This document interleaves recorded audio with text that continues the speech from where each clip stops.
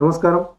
आज हम जो देखने वाले हैं वो 1972 वर्ल्ड चैंपियनशिप का पूरा बैकग्राउंड है।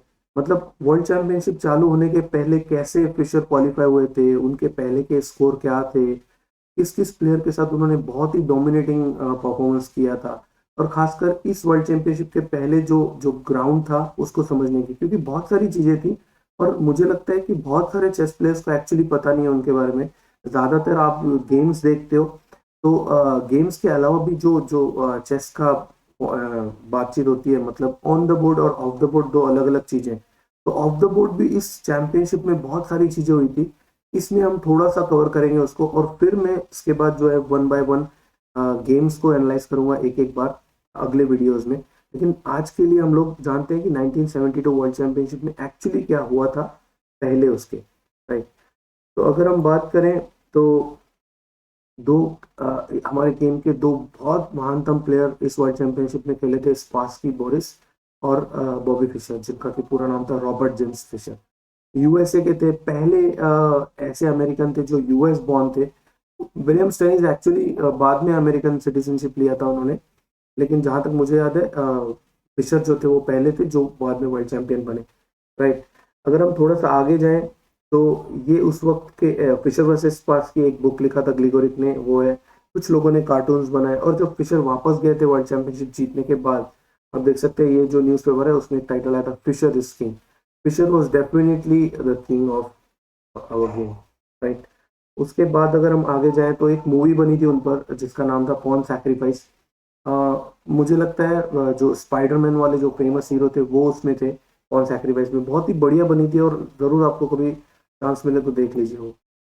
उसके बाद अगर आप देखिए तो फिशर के लिए बहुत सारे अलग अलग टर्म्स लोग यूज करने लगे कि आइंस्टाइन ऑफ चेस। और वो कोल्ड वॉर के बीच में हो रहा था, डेफिनेटली सेकेंड वर्ल्ड वॉर के बाद। जो जो यूएस और यूएसएसआर में टेंशन हुआ था, उसी पर कोल्ड वॉर, वो उसके लिए आपको थोड़ी सी हिस्ट्री पढ़नी पड़ेगी। 24 ईयर्स ऑफ सोवियत डोमिनेशन, ये एक्चुअली तब हुआ था जब सोवियत बहुत ही स्ट्रांगली डोमिनेट कर रहा था चेस वर्ल्ड को। जैसे क्रिकेट में एक बार एक वक्त ऑस्ट्रेलिया बहुत डोमिनेट करता था, और गैरी कास्परोव ने बोला था उसके बारे में कि crushing moment in the midst of cold war. तो डेफिनेटली बहुत सारी चीजें थी। किसी ने आइंस्टाइन बोला उनको चेस का, बहुत सारी चीजें थी उस वक्त। अगर हम डायरेक्टली अब वर्ल्ड चैंपियनशिप की बात करें तो थोड़ा सा हम अब टूर्नामेंट और उसके बारे में आ जाते हैं कि फिशर कैसे क्वालिफाई हुए उस टूर्नामेंट के लिए, राइट। ये बहुत लोगों को पता नहीं होता है मुझे लगता है। तो ये पहला इंटर जोनल था जहां पे आप देख सकते हो कि जो टॉप 6 प्लेयर्स हैं वो क्वालिफाई हुए थे उस चैंपियनशिप के लिए। और उसके अलावा दो या तीन प्लेयर और भी थे, जैसे कि कुछ और क्राइटेरियाज होते हैं फिडे के क्वालिफाई करने के लिए, कैंडिडेट्स के लिए। तो लेकिन ये इंटर जोनल टूर्नामेंट जो हुआ था वो 1970 में हुआ था।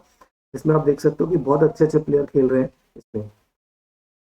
उसके बाद ये था क्वार्टर फाइनल, सेमीफाइनल और फाइनल। फाइनल का जो फॉर्मेट है वो, मुझे लगता है ये बहुत बड़ी बात थी फिशर के लिए या चेस वर्ल्ड के लिए देखना, कि आप क्वार्टर फाइनल में अगले को जैसे मार्क टेमानो को उन्होंने क्वार्टर फाइनल में 6-0 हरा दिया था। फिर बॉबी फिशर का मुकाबला हुआ सेमीफाइनल में बेंट लार्सन के साथ, उनको भी उन्होंने 6-0 हरा दिया। तो ये बहुत बड़ी बात है, यानी एक प्लेयर इतना ऊपर चला गया कि बाकी लोग बिल्कुल उसके सामने बौने लग रहे हैं, राइट। फिर जाके फाइनल में जब मुकाबला हुआ कैंडिडेट्स के लिए, ये वर्ल्ड चैंपियनशिप की बात नहीं हो रही, ये कैंडिडेट टूर्नामेंट की बात हो रही है। जब वो क्वालिफाई करते हैं वर्ल्ड चैंपियनशिप खेलने के लिए, जो पिछला वर्ल्ड चैंपियन है जो कि उस वक्त बोरिस पास्की थे, रशियन। तो उसके बाद पेट्रोशियन ने उनको एक गेम हराया उस फाइनल में कैंडिडेट्स के। और बॉब फिशर फिर भी जीत गए 6.5 2.5, बहुत ही अच्छा स्कोर था। लेकिन मुझे लगता है पेट्रोशियन ने जब उनको हराया था वो गेम, तब वो उनका जो 20 या 21 गेम्स का विनिंग स्ट्रीक था कंटिन्यूअस, वो रुक गया था। लेकिन उसके बाद वो पहुंच गए थे फाइनल में, जहां पे उन्होंने बोरिस पास, ये उसी वक्त का फोटो है जब बोरिस पास्की के साथ उनका मैच हुआ था। उसके बाद आप देखिए कि वर्ल्ड चैंपियनशिप के जो स्कोर है वो मैंने नीचे लगाए। हालांकि हम हर एक गेम को देखने वाले हैं, तो 12.5 और 8.5 से बॉबी फिशर जीत गए थे। ये एग्जैक्टली सेम स्कोर था जब ताल और बोटवेनिक के बीच मुकाबला हुआ था, राइट। एक्चुअली पहले ऐसा होता था कि 24 जो गेम्स हैं वो टोटल खेले जाते थे, और आजकल ऐसा होता है कि 12 गेम्स क्लासिकल होते हैं, फिर रैपिड और ब्लिट्स टाई ब्रेक्स आ जाते हैं, लेकिन उस वक्त 24 क्लासिकल गेम्स होते थे। तो फिशर स्पार्सकी और ताल बोटवेनिक दोनों ही बहुत बड़े वर्ल्ड चैंपियनशिप थे, लेकिन आप देखिए कि दोनों का स्कोर जो था, ताल जो जीते 1960 में वो भी सेम स्कोर था 12 and half 8 and half, 3 round पहले ही खत्म हो गया था। लेकिन अगर फिशर स्पार्सकी की बात करें तो एक्चुअली एक गेम वो खेले ही नहीं थे, सेकेंड गेम वो आए नहीं थे, राइट। उसके बारे में भी हम देखेंगे। अब मैं इसके बाद जो वीडियो लेके आऊंगा इस सीरीज में वर्ल्ड चैंपियनशिप्स की, उसमें मैं फिशर स्पार्सकी का जो पहला गेम हुआ था, सबको याद होगा, बिशप इंटू H2, वो हम देखने वाले हैं। इस वर्ल्ड चैंपियनशिप में और कुछ बातें अलग अलग हुई थी। जैसे जनरली हम सबको पता है कि फिशर जो है उनका रिपोर्टायर एक कॉम्पैक्ट रिपोर्टायर था, मतलब वो बहुत ज्यादा वैरायटी नहीं लेके आते थे। उनका फिक्स रहता था E4 से ही ज्यादा खेलना है, और अगर आप E4 खेलते हो तो वो नाइस ड्रॉप खेलेंगे। ये उनके बहुत कॉमन मतलब फिक्स चीजें थी। लेकिन इस वर्ल्ड चैंपियनशिप में एक गेम मुझे याद है जब उन्होंने E4 नाइट F6 खेला था, जो कि अलीखाइन डिफेंस के नाम से फेमस है। और ऐसे बहुत सारी चीजें किया, व्हाइट से उन्होंने C4 भी खेला था स्पार्सकी के अगेंस्ट। तो स्पार्सकी को उन्होंने क्या है कि ऑन द बोर्ड और ऑफ द बोर्ड, और एक और उनकी चीज थी जो जो मैंने पॉन सैक्रिफाइस आपको मूवी बताया उसमें आप देखोगे तो, या आप थोड़ा सा पढ़ोगे वर्ल्ड चैंपियनशिप के बारे में, तो कि बहुत सारे डिमांड्स लेके आए थे फिशर कि ये ऐसा उनके हिसाब से होना चाहिए। चेस बोर्ड तक उन्होंने अपने हिसाब से रिक्वेस्ट किया कि ये वाला ही चेस बोर्ड मुझे चाहिए।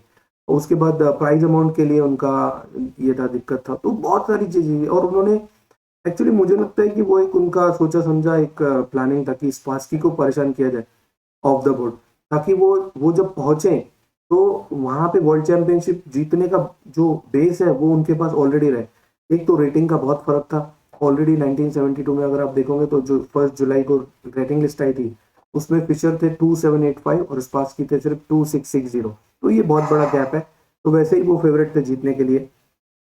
ऑब्वियसली उनके जो सेकंड्स थे, मतलब सेकंड मतलब हम लोग जो कोच बोलते हैं या फिर ट्रेनर बोलते हैं, वो जो वर्ल्ड चैंपियनशिप वाली बात आ जाती है या बहुत बड़ी लेवल की बात आ जाती है तो उनको हम लोग सेकंड्स बोलते हैं।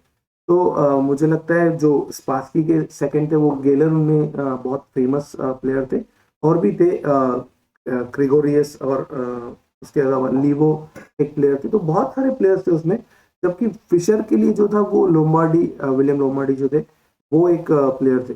तो बहुत सारी चीजें थी उनमें, सेकंड्स तक भी उनके पास थे। उसके अलावा भी फिशर के लिए एक और ऑफिशियल सपोर्टिंग था। तो बहुत सारी चीजें थी। हर एक चीज को फिशर ने कंट्रोल करने की कोशिश किया अपने हिसाब से। और उनका मतलब जो बिहेवियर था वो डेफिनेटली चेस वर्ल्ड के लिए उस वक्त थोड़ा बहुत अजीब था। लेकिन बाद में फिशर को बहुत लोग पसंद करने लगे, स्पेशली जब उन्होंने डोमिनेट किया ऑन द बोर्ड, राइट। क्योंकि आपकी डिमांड्स वगैरह सब ना तब कुछ मायने नहीं रखती हैं अगर आप परफॉर्मेंस नहीं देते हो तो फिशर को उस हिसाब से भी लोग बहुत मानने लगे, और एक्चुअली उनके गेम में उतना दम था।